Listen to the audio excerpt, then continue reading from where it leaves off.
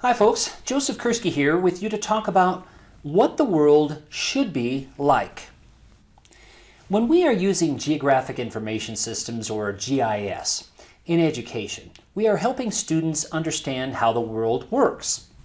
This includes examining interrelated systems that operate on a local scale, to the regional, national, and global scale. How does physical and cultural geography interact? And within those broad themes of physical and cultural geography, how do individual processes interact? Let's look at a few concrete examples. When using GIS in education, we can examine the relationships between river systems, terrain, and watersheds. We can investigate where human settlements occur in these hydrologic systems and assess where those settlements might be vulnerable to flooding and why. We can study the impact of settlements on water quality. We can investigate how current and recent precipitation might impact the volume of water flowing in the rivers. By including another theme, such as land use, we can now investigate how land use patterns might influence water quality and water availability. For example, the number and distribution of water wells for residential, industrial, or agricultural use. Another example we can easily investigate with a GIS is how climate and elevation influence the size, characteristics, and distribution of ecoregions around the world, and in specific regions of the world. For example, look at how the elevation and climate influences these ecoregions from western China through Nepal to northern India. In a short distance, major ecoregion boundaries from these areas are experienced. Now let's add population density. Why do so many more people live in this ecoregion rather than in this ecoregion? Why and how are specific ecoregions around the world impacted by high population density? What might be the consequences on sustainable agriculture or endangered plant and animal species in those ecoregions?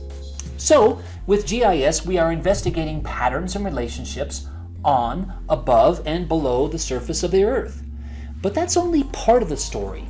With GIS, we don't want to just describe how the world is.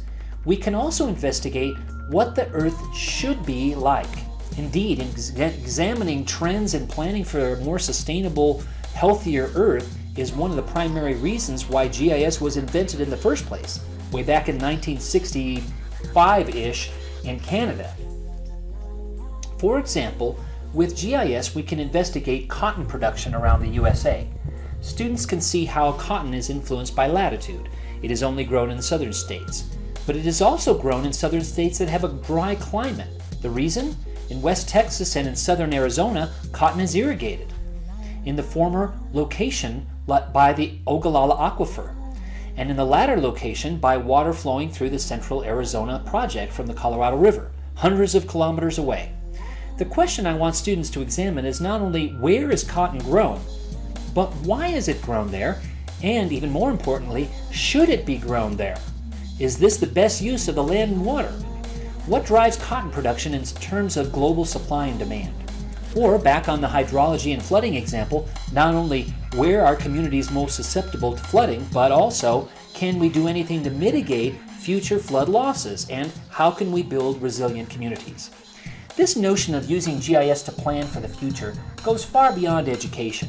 We are seeing smart city systems rapidly evolving, where different systems that municipalities maintain, such as water, wastewater, electricity, gas, parcels, transportation, emergency services, social services, and more, are being integrated for more effective day-to-day and long-term planning.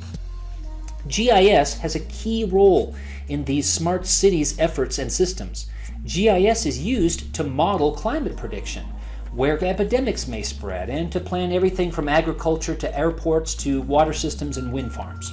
So again, GIS in education can, and I submit, should be used to help students envision future scenarios, and it gives them the tools to enable that future to happen.